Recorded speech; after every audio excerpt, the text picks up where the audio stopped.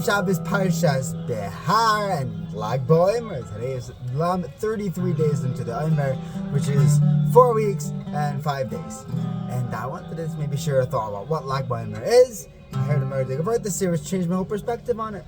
I never realized this, that if you divide Sphere up into 3 sections, Lag BaOmer is the beginning of the final third.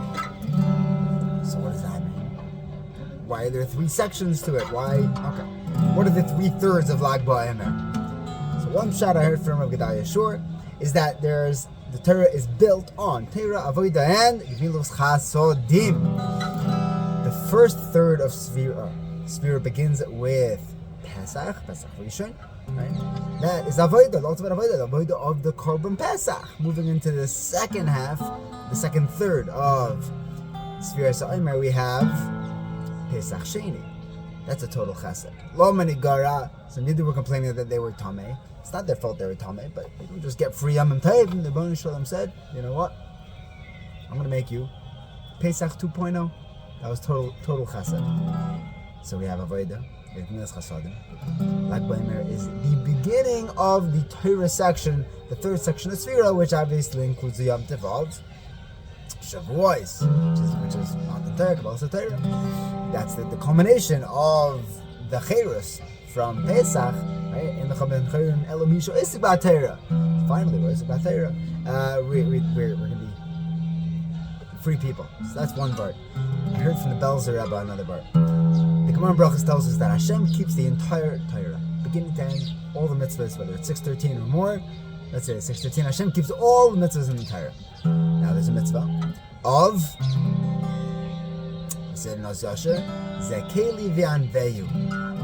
beautifying mitzvahs. If someone's buying a Sefer Torah, he should buy a nice Sefer Torah. Buying an esrog, he should buy a nice esrog. The shaila is, how much do I need to invest in this mitzvah? How much nicer should I make it? You could buy a Sefer Torah for, let's say, it's 10 groschen. If I can get a Sefer Torah for 100 groschen, do I need to spend 1,000 times more? Like, how much do I need to spend on it? 10 times more? So the halacha tells us they have to spend a third more. A third you give for Zakei Liman. Okay. Balsam Rabbi says that this third of Sphira Omer,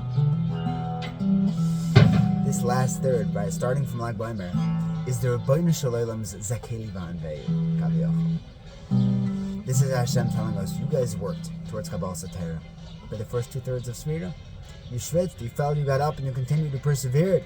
I got it from here on in.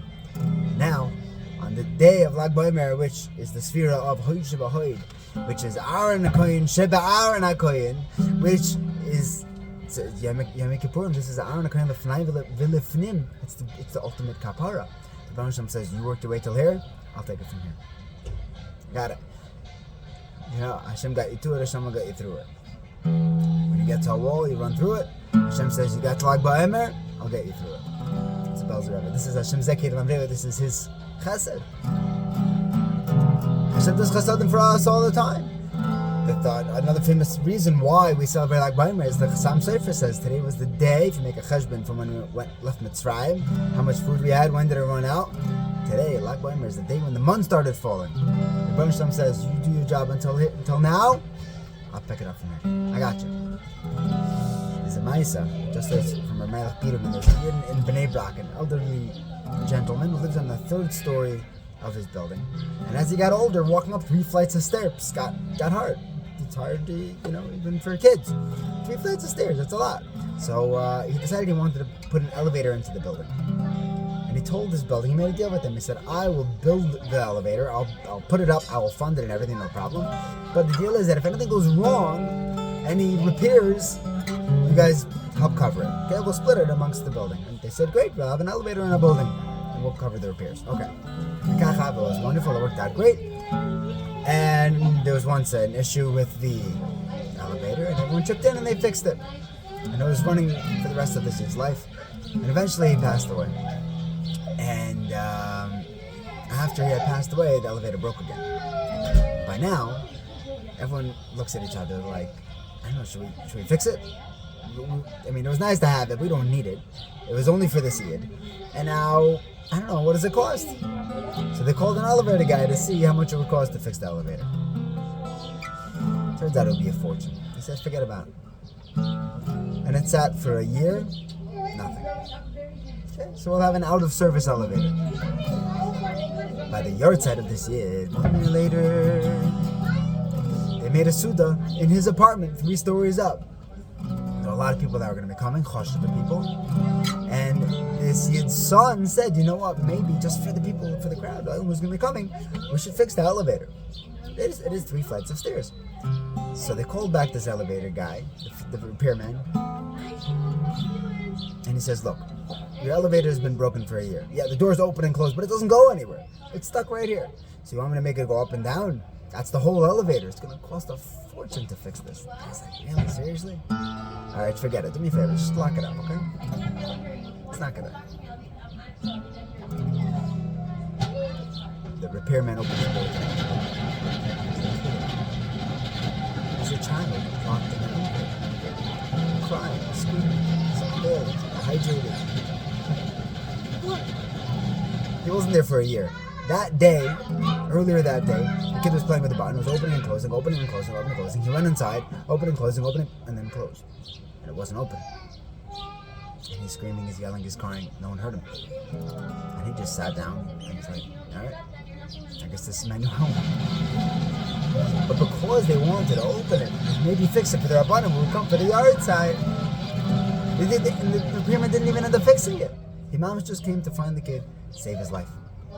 So, we saved the kid's life, we locked up the elevator, made sure that this accident wouldn't happen again. Hashem does chesed for us all the time. We do what we need to do. Hashem runs the world.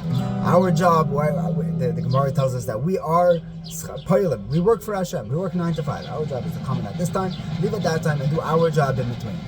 To be Amel Ba Torah, to do Torah, to learn Torah, to do mitzvahs, to do chesed, give whatever we can give. That's it. What comes of it is not our job. That's Hashem's job. The results are Hashem's Parshas. The Hashem takes care of it. Takes care of the results for us. We'll be zeicha to see the Yad Hashem and everything that we do. Zeicha to kivas alekim and have the kapara of Lag Ba'omer of Hoid Shabahid and prepare ourselves for the final third on the wings of the eagles and on our Hashem should carry us to Matan Torah.